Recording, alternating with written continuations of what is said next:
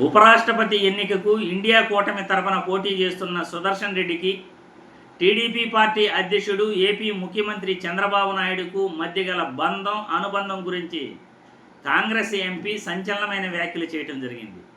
చంద్రబాబు యొక్క రాజనీతి, ఆయన యొక్క కుటిల బుద్ధి ఏ విధంగా ఉంటాయో, ప్రస్తుతం ఉపరాష్ట్రపతి ఎన్నికకు చంద్రబాబు ఏ వైపు ఉంటాడు, ఎవరికి ఓటు వేస్తాడు అనేది తెలుగు రాష్ట్రాల్లో ప్రతి ఒక్కరు కూడా చర్చించుకుంటున్నారు. ఈ తరుణంలో కాంగ్రెస్ ఎంపీ మాట్లాడిన మాటలు సంచలనం రేపుతున్నాయి. కాంగ్రెస్ ఎంపీ మల్లు రవి ఏం మాట్లాడుతున్నాడో ఒక్కసారి వీడియో చూస్తాం. నాడు సుదర్శన్ రెడ్డి గారు న్యాయంగా ఇప్పుడు ఎమ్మెల్యేలు వాళ్ళంతా ఎక్కువ మంది చంద్రబాబు నాయుడు గారితోనే సపోర్ట్ చేస్తున్నారు.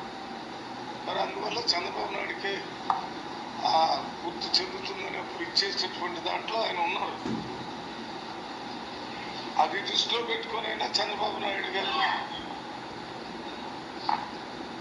ఆ గుర్తు వల్లనే చంద్రబాబు నాయుడు 2-3 సార్లు, అప్పుడు 2 సార్లు అయ్యాడు, మొన్న ఒకసారి అయ్యాడు, మళ్ళీ ఇప్పుడు అయ్యాడు, 4 సార్లు సీఎం అయ్యాడు.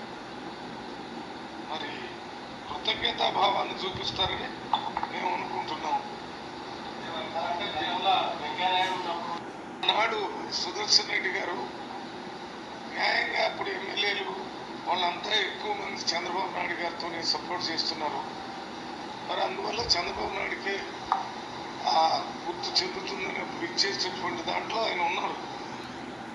విన్నారుగా, చంద్రబాబు నాయుడుకు ఇప్పుడు ఇండియా కూటమి తరఫున ఉపరాష్ట్రపతిగా పోటీ చేస్తున్న సుదర్శన్ రెడ్డికి మధ్య గల సంబంధం గురించి అర్థమైందనుకుంటా. ఆ రోజు ఎన్టీఆర్ దగ్గర నుండి టీడీపీ పార్టీ గుర్తును తన వైపుకు లాక్కోవడానికి, చంద్రబాబుకు రావడానికి ఈ సుదర్శన్ రెడ్డి ఆయనకు హెల్ప్ చేశాడట. సుదర్శన్ రెడ్డి వల్లే టీడీపీ పార్టీ గుర్తు చంద్రబాబు నాయుడుకు వచ్చింది కాబట్టి సుదర్శన్ రెడ్డి చేసిన మేలును చంద్రబాబు ఎప్పటికీ మర్చిపోలేడు. కాబట్టి సుదర్శన్ రెడ్డికి చంద్రబాబు ఓటు వేస్తాడు అని మల్లు రవి గారు అంటున్నారు. కాంగ్రెస్ ఎంపీ మల్లు రవి గారు సంచలనమైన వ్యాఖ్యలు చేయటం జరిగింది.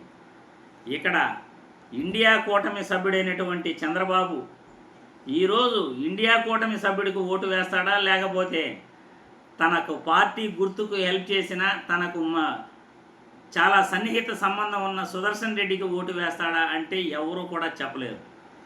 చంద్రబాబు యొక్క రాజనీతి, కుటిల బుద్ధి ఎలా ఉంటాయి అంటే, ఎప్పుడు ఏ వైపు రాజకీయం చేస్తాడు, చంద్రబాబు నాయుడు ఎలా ప్రవర్తిస్తాడు అనేది మనం ఆయన రాజకీయ జీవితం అంతా కూడా చూడొచ్చు. ఈయన చేస్తే సంసారం, వేరే వాళ్ళు చేస్తే వ్యభిచారం అన్నట్లు చంద్రబాబు నాయుడు ప్రవర్తిస్తుంటాడు. ఎందుకంటే ఎన్డీఏ కూటమితో ఎన్నోసార్లు కలిశాడు, మళ్ళీ బయట వచ్చేసాడు. రాహుల్ గాంధీతో ఆట్లైన్ బంధం ఈయనకి ఎప్పటి నుండో ఉంది.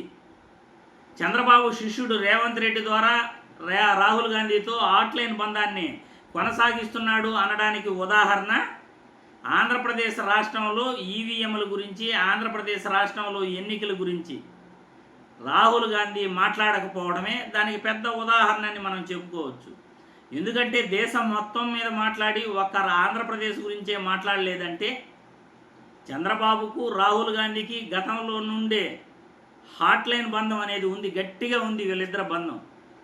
ఇప్పుడు అటు రాహుల్ గాంధీతో ఉన్న బంధం వల్ల, ఇటు సుదర్శన్ రెడ్డితో ఉన్న అవినాభావ సంబంధం వల్ల ఎన్డీఏ కూటమికి పంగనామాలు పెడతాడా, సుదర్శన్ రెడ్డికి ఓటు వేస్తాడా అనేది ఇప్పుడు సర్వత్రా కూడా చర్చించుకుంటున్నారు. మరి చంద్రబాబు నాయుడు ఏం చేస్తాడు అనేది మనం వేచి చూడాలి.